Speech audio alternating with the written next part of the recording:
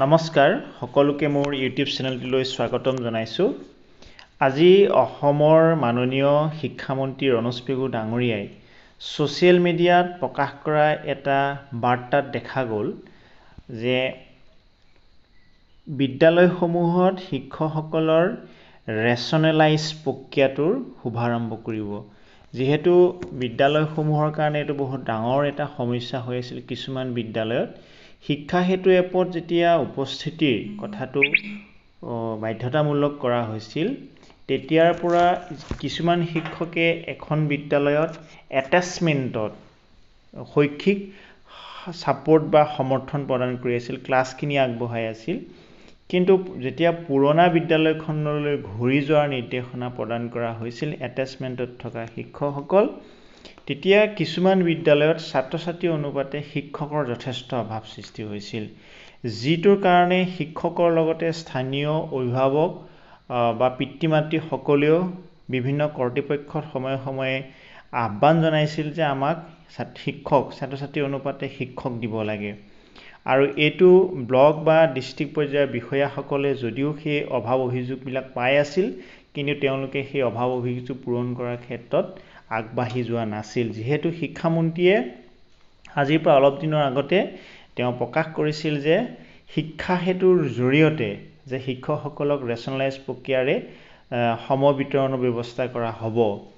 যিহেতু কিছুমান বিদ্যালয়ত এতিয়াও ছাত্ৰ ছাত্ৰীতকৈ বেছি সংখ্যক শিক্ষকে পাঠদান কৰি আছে আৰু কিছুমান বিদ্যালয়ত ছাত্ৰ ছাত্ৰীতকৈ কম শিক্ষকে ক্লাছখিনি চলাই থাকিবলগীয়া হৈছে। এনেকুৱাও হৈছে এখন বিদ্যালয়ত ৮০জন ছাত্ৰ ছাত্ৰী ২জন শিক্ষক।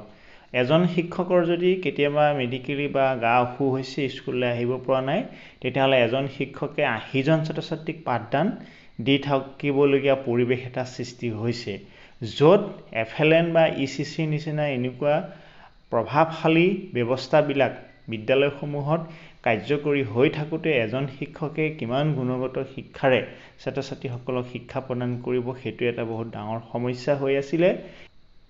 লগতে মাল্টি গ্ৰেড আৰু মাল্টিলিংগুৱেল প্ৰাথমিক বিদ্যালয়ত এনেকুৱা ধৰণৰ বাস্তৱ ক্লাছবিলাক আগবঢ়াই নিয়াৰ ক্ষেত্ৰত কম শিক্ষয়িত্ৰী থকা বিদ্যালয়সমূহৰ যথেষ্ট অসুবিধা হৈছিল। আৰু ছাত্ৰ ছাত্ৰীসকলে শিক্ষাৰ অধিকাৰ আইনৰ অধীনত যে শিকিবলগীয়া বিষয়খিনি, জানিবলগীয়া কথাখিনি নিৰ্দিষ্ট শিক্ষকজনৰ পৰা শিকাত ছাপোৰ্টটো শিক্ষকজনৰ পৰা অন্ততঃ পাব বুলি আশা কৰিব পাৰি। এই ৰেচনেলাইজ প্ৰক্ৰিয়াৰ লগতে কেইবাটাও বিষয়ে শিক্ষামন্ত্ৰী মহোদয়ে এই বাৰ্তাটোত দিয়া আমি দেখা পাই গৈছোঁ। ইয়াতে LP স্কুলৰ কাৰণে স্থায়ী প্ৰধান শিক্ষক নিযুক্তি, special recruitment for contractual teacher কাৰণে ব্যৱস্থা গ্ৰহণ কৰিব, লগতে ইনক্লুডিং এডিশ্যনেল কণ্টেক্সুৱেল টিচাৰখিনিকো ৰেগুলাৰাইজেশ্যনৰ ব্যৱস্থা কৰিব, আৰু ছেকেণ্ডেৰী এডুকেশ্যনত যিসকল শিক্ষক আছে সেইসকল শিক্ষককো ইয়াতে হয়তো ব্যৱস্থা ল'ব। আৰু বিভিন্ন ধৰণৰ কেছ শিক্ষা বিভাগৰ হৈ বিভিন্ন ধৰণৰ কেছ কোৰ্টত পৰি আছে, হয় সেইখিনি সমাধানৰ কথাও ইয়াতে তেখেতে উল্লেখ কৰা দেখা গৈছে।